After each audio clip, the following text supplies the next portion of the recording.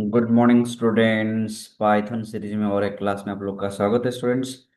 तो जैसे कि आप लोग को पता है कि ये भी हम लोग का जो सीरीज चल रहा है कि यूजर डिफाइंड फंक्शन का टाइप्स के बारे में हम डिस्कस कर रहे हैं student.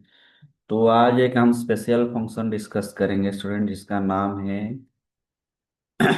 Generator function. Okay, GENERATOR।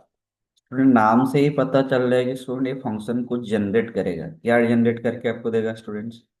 वो आपको जनरेट करके देगा स्टूडेंट एक इटरेटिव स्टेटमेंट। इटरेटिव स्टेटमेंट आपको जनरेट करके देगा। ठीक है, और इटरेटिव स्टेटमेंट के साथ ये यूज होगा। इटरेटिव और आप लूप कह सकते हो। ठीक है, नेक्स्ट क्या होगा स्टूडेंट, यहाँ पर ये सीक्वेंस ऑफ डेटा आपको जनरेट करके देगा। ठीक है, सीक्वेंस ऑफ डेटा आपको जनरेट करके देगा। कौन देगा? Generator function. ठीक है, और क्या आपको देगा स्टूडेंट? सीक्वेंस ऑफ डेटा के बाद आपको क्या देगा स्टूडेंट? यहाँ से हम क्या करेंगे, हम रिटर्न स्टेटमेंट यूज नहीं करेंगे स्टूडेंट। ठीक है, रिटर्न स्टेटमेंट यहाँ से हम नहीं यूज करेंगे। और इसमें रिटर्न के बदले में हम क्या यूज करेंगे? यील्ड, YEALD, यील्ड कीवर्ड हम यूज करेंगे। ठीक है, तो ये होता है उसका कॉन्सेप्ट।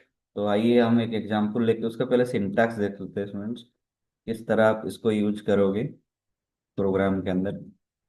तो पहले आप क्या करोगे? डेफ कीवर्ड यूज करोगे, डेफिनेशन, देन आप जनरेटर फंक्शन लिखोगे, GENERATOR। उसके बाद अंडरस्कोर जनरेटर फंक्शन। उसके बाद फंक्शन सिंबल दोगे। उसके बाद यहाँ से एंड करना उसको। ये वाला सिंटैक्स लिखना है जरूर स्टूडेंट। ठीक है, इस फंक्शन के अंदर कौन सा लिखना है आपको?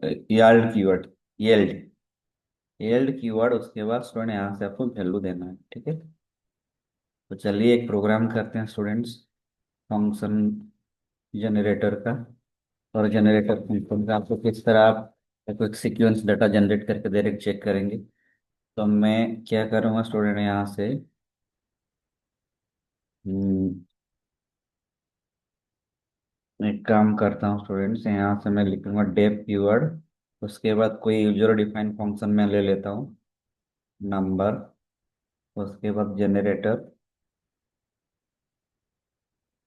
ठीक है, जनरेटर लिख दिया यहाँ से। उसके बाद यहाँ से मैं एक पैरामीटर पास करवाऊंगा उसके अंदर। ठीक है, तो अभी एक मैं लूप चलाऊंगा स्टूडेंट, और आई इन, आई इन एक रेंज यहाँ से मैं निकालूंगा स्टूडेंट, रेंज।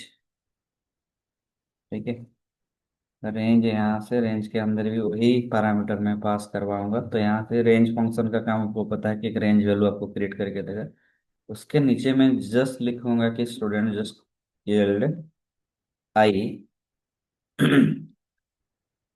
जो भी रेंज आप यहाँ से दोगे स्टूडेंट्स, क्या है जैसे कि मान लो यहाँ से आप, अच्छा ठीक है मैं पूरा प्रोग्राम लिख देता हूँ। ठीक है, उसके बाद मैं क्या करूँगा, यहाँ से फंक्शन को कॉल कर लेता हूँ। ठीक है, फंक्शन को कैसे कॉल करते हैं स्टूडेंट?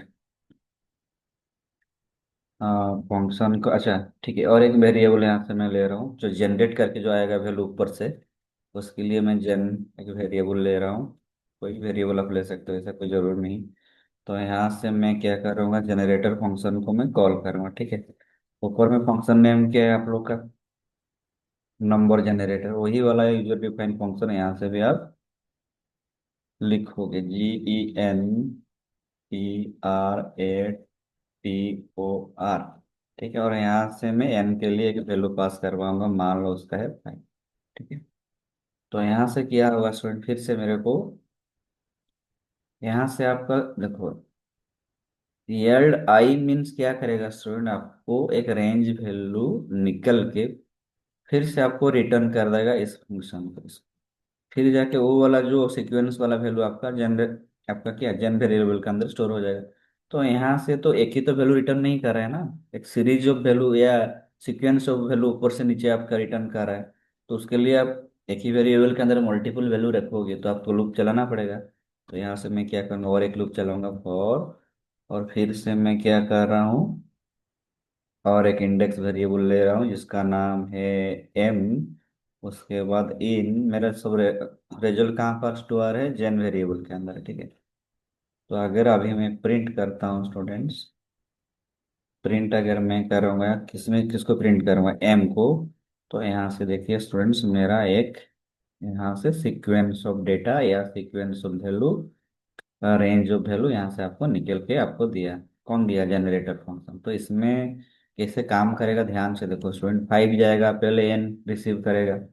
अगर एन रिसीव करेगा 5, तो नेक्स्ट लाइन में क्या होगा, जो एन का जो वैल्यू मिला उसके लिए मैं क्या करूंगा, उसका एक रेंज निकालूंगा, ठीक है। रेंज रेंज फंक्शन का काम क्या है आपका, क्योंकि जनरेटर फंक्शन का काम है आपको सीक्वेंस ऑफ डाटा प्रोवाइड करना है, तो इसलिए मैं यहाँ रेंज फंक्शन यूज किया। तो 5 इधर आएगा, यहाँ से आपका आ गया 5, ठीक है।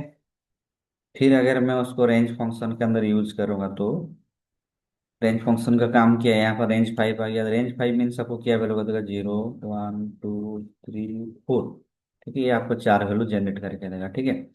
ये जो 4 वैल्यू जनरेट करके दिया स्टूडेंट, जो ये मान लो ये आपके मेमोरी लोकेशन के अंदर है, ठीक है। तो अभी मैं क्या करूँगा स्टूडेंट, मेमोरी लोकेशन के अंदर से निकालूंगा किस तरह।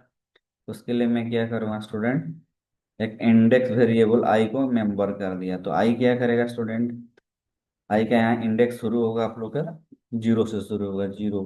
उसके बाद होगा 1, उसके बाद होगा 2, उसके बाद होगा 3, उसके बाद होगा 4, ठीक है।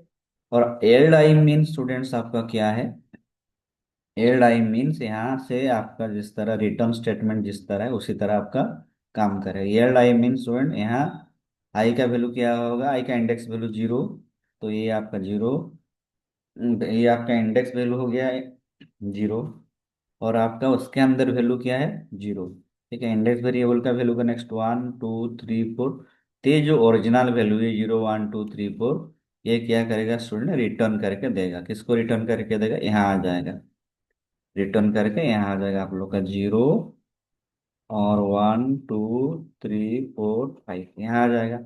यहाँ आने के बाद क्या होगा, ये सब वैल्यू स्टूडेंट आके जाके लेफ्ट हैंड साइड में जो मैं वेरिएबल लिखा हूँ, जेन वेरिएबल के अंदर आपका स्टोर हो जाएगा, ठीक है। ये सब चला जाएगा आपका जेन वेरिएबल के अंदर चला जाएगा, ठीक है। और भी एक मैं कमेंट लिख देता हूँ तो आपको अच्छा से समझ में आ जाएगा। यहाँ से कहाँ स्टोर हो जाएगा आप लोग का, जेन वेरिएबल के अंदर आपका स्टोर हो जाएगा, ठीक है।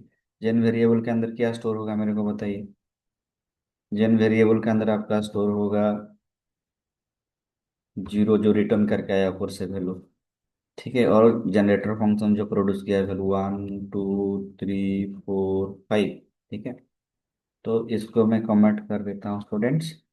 और ये नीचे जो है इंडेक्स के लिए काम करें, इंडेक्स यहाँ पर नाम क्या दिया हूँ स्टूडेंट, एम, ठीक है।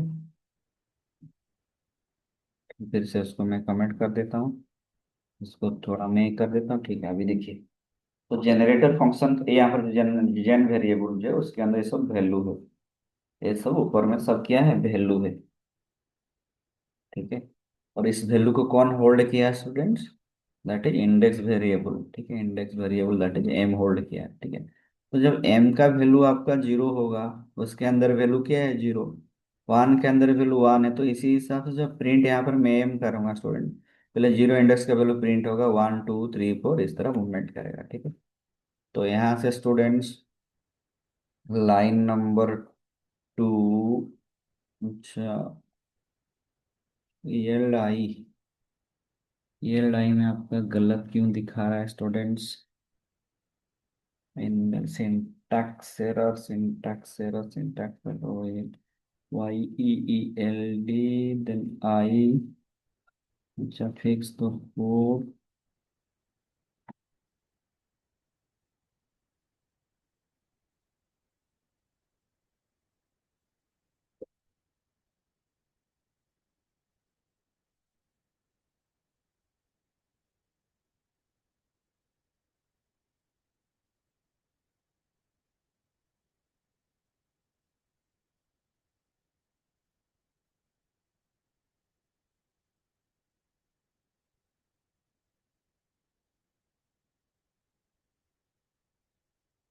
ओके, तो स्टेमिना स्टूडेंट्स क्यों एरर आया, थोड़ा फिर से हम चेक कर लेते हैं।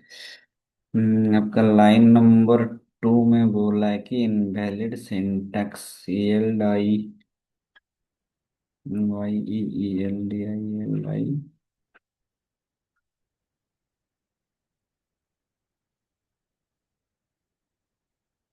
चल जाना चाहिए स्टूडेंट्स। क्यों नहीं हो रहा है?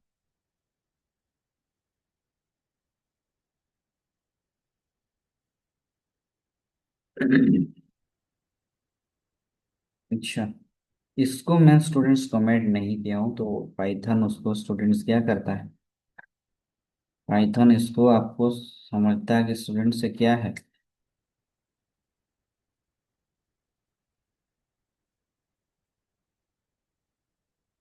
पाइथन इसको समझता है कि स्टूडेंट से एक्चुअली क्या है।